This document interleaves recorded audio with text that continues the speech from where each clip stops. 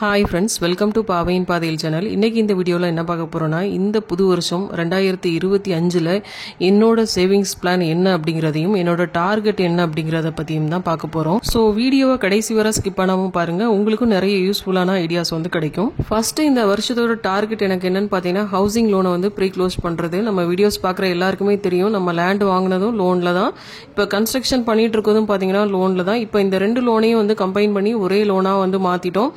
இந்த லோனுக்கு வந்து எவ்வளவுக்கு எவ்வளவு சீக்கிரமா ப்ரீ க்ளோஷர் பண்ணணுமோ அந்த அளவுக்கு வந்து சீக்கிரமா ப்ரீ க்ளோஸ் பண்ணணும்னு நினைச்சிருக்கேன்.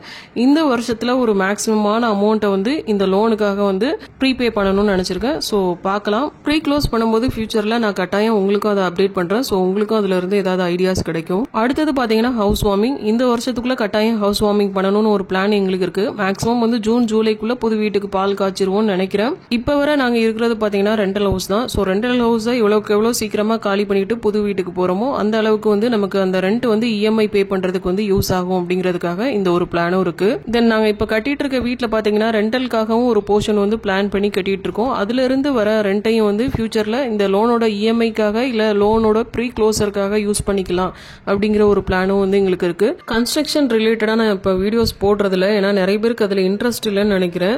உங்க யாருக்காவது கன்ஸ்ட்ரக்ஷன் ரிலேட்டடா ஏதாவது தெரிஞ்சுக்கணும்னு நினைச்சீங்கன்னா எனக்கு கமெண்ட் பண்ணுங்க. நான் அதை வீடியோஸா மேக் பண்ணி போடுறதுக்கு வந்து ட்ரை பண்றேன். தென் இப்ப வரை எங்க வீட்டு வேலை எந்த அளவுக்கு முடிஞ்சிருக்கு அப்படிங்கறத பத்தியும் ஒரு வீடியோ வந்து கூடிய சீக்கிரம் போடுறேன்.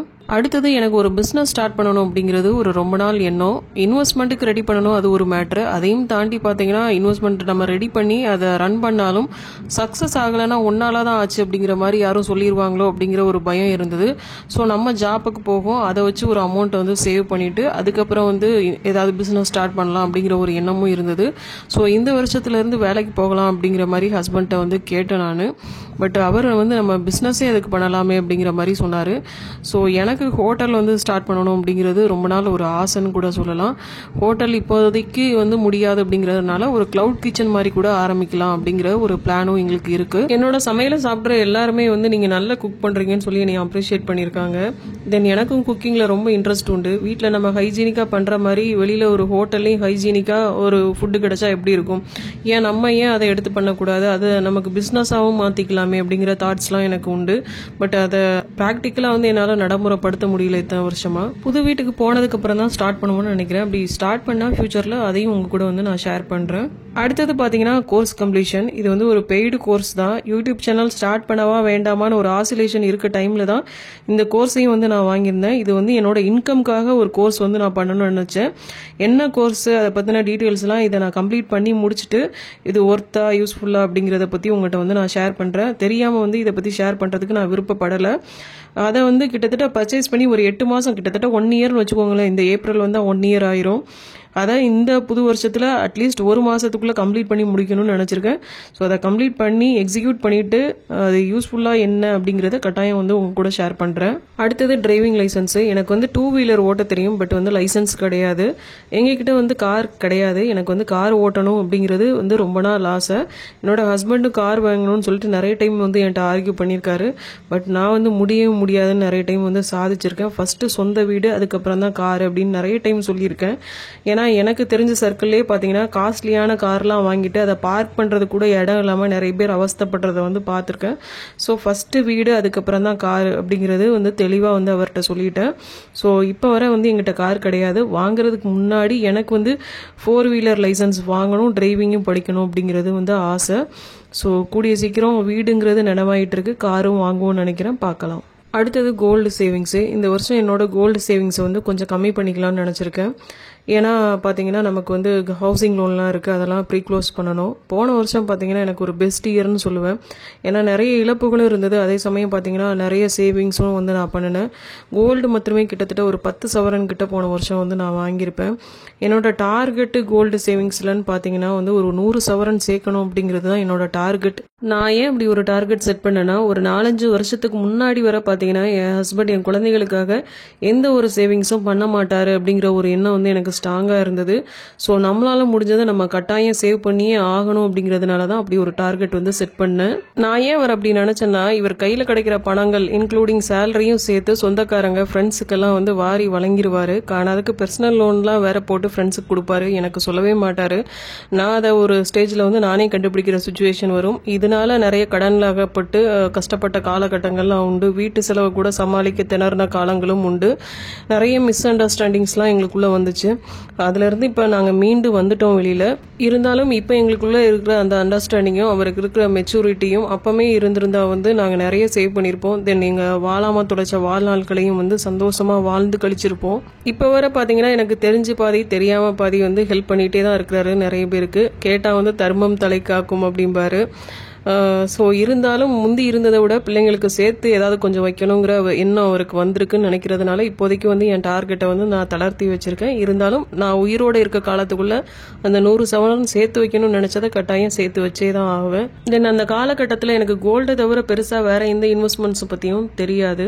அடுத்தது எஸ்ஐபி சிஸ்டமேட்டிக் இன்வெஸ்ட்மெண்ட் பிளான். நம்ம வீடியோஸ் பார்க்குற எல்லாருக்கும் தெரியும், நம்ம வந்து ஸ்டாக்ஸ்லையும் மியூச்சுவல் ஃபண்ட்ஸ்லையும் வந்து இன்வெஸ்ட் பண்ணுறோன்னு சொல்லிட்டு அதை பற்றி நான் தனியாக ஒரு வீடியோவும் வந்து போஸ்ட் பண்ணியிருக்கேன். தேவைன்னா செக் பண்ணி பாருங்க. இப்போ கொஞ்ச நாளுக்கு முன்னாடி பாத்தீங்கன்னா அந்த எஸ்ஐபியை வந்து நான் ஸ்டெப் அப் பண்ணியிருந்தேன். ஏன்னா அப்போ எங்களுக்கு வீடு கட்டணுங்கிற எந்த பிளானும் இல்லை. இந்த வீடு கட்டணுங்கிற பிளான்லாம் வந்து அன்எக்ஸ்பெக்டடாக நடந்தது தான். ஏன்னா வேலை காரணமாக நாங்கள் மும்பை ஷிஃப்ட் ஆகலாங்கிற ஐடியாவில் இருந்தோம். ஸோ கன்ஸ்ட்ரக்ஷனாலேயோ இல்லை வேற எந்த ரீசனாலேயோ இந்த எஸ்ஐபியை வந்து நான் டிஸ்கண்டினியூ பண்ணிடக்கூடாதுன்னு நினைக்கிறேன். தென் வந்து ஸ்டெப் டவுன் பண்ணுறதோ இல்லை பாஸ் பண்ணுறதோ பண்ணக்கூடாதுன்னு நினைக்கிறேன். இப்போ ரீசெண்டாக பாஸ் பண்ணலான்னு கூட ஆப்ஷன் வந்திருக்கு. ஸோ அதெல்லாம் எதுவும் பண்ணாமல் அதை ஒரு கமிட்மெண்ட்டாக வச்சுட்டு வந்து கண்டினியூ பண்ணணும்னு நான் நினைக்கிறேன். ஏன்னா இது என் பிள்ளைங்களோட ஃபியூச்சர் ஸ்டடீஸ்க்காக எங்களோட ஃபியூச்சருக்காக கூட யூஸ் ஆகலாம். அதனால எஸ்ஐபியை எப்பாடுபட்டாவது கண்டினியூ பண்ணணும்னு நினைக்கிறேன். அடுத்தது வந்து ஸ்டாக்ஸு. எப்போ நாங்கள் கன்ஸ்ட்ரக்ஷன் ஸ்டார்ட் பண்ணுமோ அப்போத்துலேருந்தே ஸ்டாக்ஸில் இன்வெஸ்ட் பண்ணுறதை சுத்தமாக ஸ்டாப் பண்ணியாச்சு. ஸோ ஃபியூச்சரில் ஸ்டாக்ஸில் வந்து கொஞ்சம் இன்வெஸ்ட் பண்ணணும்னு நினச்சிருக்கேன். இப்போதைக்கு பார்த்தீங்கன்னா டாடா மோட்டார்ஸ்லாம் எங்களுக்கு கொஞ்சம் லாஸ் தான். இருந்தாலும் லாங் டேர்மில் பார்க்கும்போது நமக்கு கட்டாயம் அது ப்ராஃபிட்டை தான் கொடுக்கும்னு நினைக்கிறேன். ஸோ ஸ்டாக்ஸ்லையும் வந்து கொஞ்சம் இன்வெஸ்ட் பண்ணணும்னு நினச்சிருக்கேன். பார்க்கலாம். அடுத்தது போஸ்ட் ஆஃபீஸ் சேவிங்ஸு பிபிஎஃப். பெண் குழந்தைகள் வச்சுருக்கவங்களுக்கு தெரியும் செல்வ மகள் சேமிப்பு திட்டம் எஸ்எஸ்ஏன்னு இருக்கும். பட் ஆண் குழந்தைகளுக்கு வந்து பொன்மகன் சேமிப்பு திட்டம் இது வந்து பிபிஎஃப் அண்டரில் தான் வரும். ஸோ இது வந்து என் பையன் வந்து சின்ன குழந்தையா இருக்கும்போது என் ஹஸ்பண்ட்டை வந்து பல போராட்டங்கள்லாம் பண்ணி பையனுக்காக சேர்த்து வச்சு ஆகணும் அப்படிங்கிறதுக்காக அவரை வந்து கட்டாயப்படுத்தி ஸ்டார்ட் பண்ண வச்சது. அதை பார்த்தீங்கன்னா இப்போ சில வருஷங்களாக வந்து பே பண்ணுறதே இல்லை. இனிஷியலாக பார்த்தீங்கன்னா 2 months ஒன்ஸ் 3 months ஒன்ஸ்னு ஏதோ ஒரு அமௌண்ட்டை வந்து சேவ் பண்ணிட்டு இருந்தோம். அப்புறம் பார்த்தீங்கன்னா இயர்லி ஒன்ஸு பர்த்டேக்கு மாத்திரம் ஒரு 5,000 அப்படி வந்து சேவ் பண்ணிட்டு இருந்தோம். இப்போ 2-3 வருஷமாக சுத்தமாக எதுவுமே பே பண்ணுறது இல்லை. அது வந்து இப்போ வரை என் ஹஸ்பண்டோட ரெஸ்பான்சிபிலிட்டிஸில் தான் இருக்குது. எனக்கு வந்து போஸ்ட் ஆஃபீஸில் வந்து அக்கௌண்ட் கிடையாது. ஸோ நான் ஒரு அக்கௌண்ட் வந்து ஓப்பன் பண்ணிவிட்டு நான் வந்து ஆன்லைன் மூலமாக இதில் வந்து பே பண்ணணும், அதை வந்து ரெகுலரைஸ் பண்ணணும் அப்படின்னு நினச்சிருக்கேன். ஸோ பார்க்கலாம். நெக்ஸ்ட்டு இந்த நியூ இயரில் எனக்கு நான் எடுத்த ரெசல்யூஷன் என்னன்னு பார்த்தீங்கன்னா செல்ஃப் கேரில் வந்து நான் 0ன்னு சொல்லுவேன். எனக்காக சுத்தமாக கேர் பண்ணிக்கவே மாட்டேன். குழந்தைங்கள பார்ப்பேன், ஹஸ்பண்டை பார்ப்பேன், ஃபேமிலியில் இருக்க மற்றவங்களெல்லாம் கேர் பண்ணி பார்த்துப்பேன். அதுக்கு தான் வந்து ப்ரியாரிட்டிஸும் கொடுப்பேன். இதுலேயே வந்து ஒரு நாளில் உள்ள 24 ஹவர்ஸும் வந்து எனக்கு ஃபினிஷ் ஆயிரும். ஸோ இனிமேல் எனக்காக ஒரு நாளில் ஒரு 1/2 hour 1 hour எனக்காக ஸ்பெண்ட் பண்ணணும்னு நான் நினைக்கிறேன்.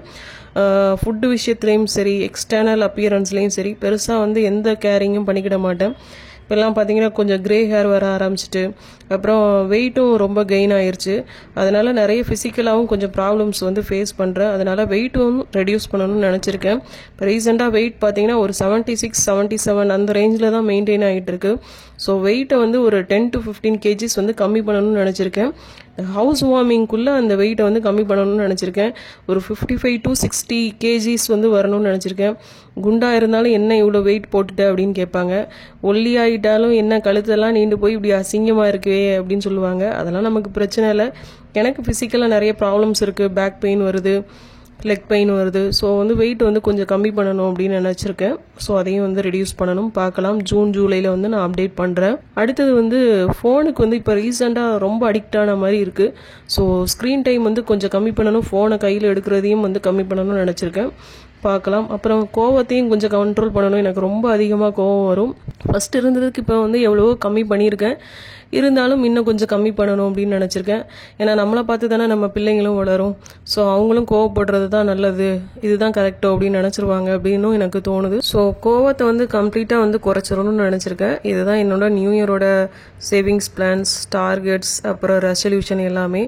இந்த வீடியோ உங்களுக்கு ஏதாவது ஒரு வகையில் வந்து யூஸ்ஃபுல்லாக இருந்திருக்கும்னு நினைக்கிறேன். இந்த வீடியோ உங்களுக்கு பிடிச்சிருந்தா லைக் பண்ணுங்கள், ஷேர் பண்ணுங்கள். அண்ட் இன்னும் நிறைய யூஸ்ஃபுல்லான வீடியோஸ்க்கு நம்ம சேனலை மறக்காமல் சப்ஸ்கிரைப் பண்ணி வச்சுக்கோங்க. மற்றும் ஒரு இன்ட்ரெஸ்டிங்கான வீடியோவில் உங்களை சந்திக்கிறேன். அண்டல் தென் பாய், டேக் கேர்.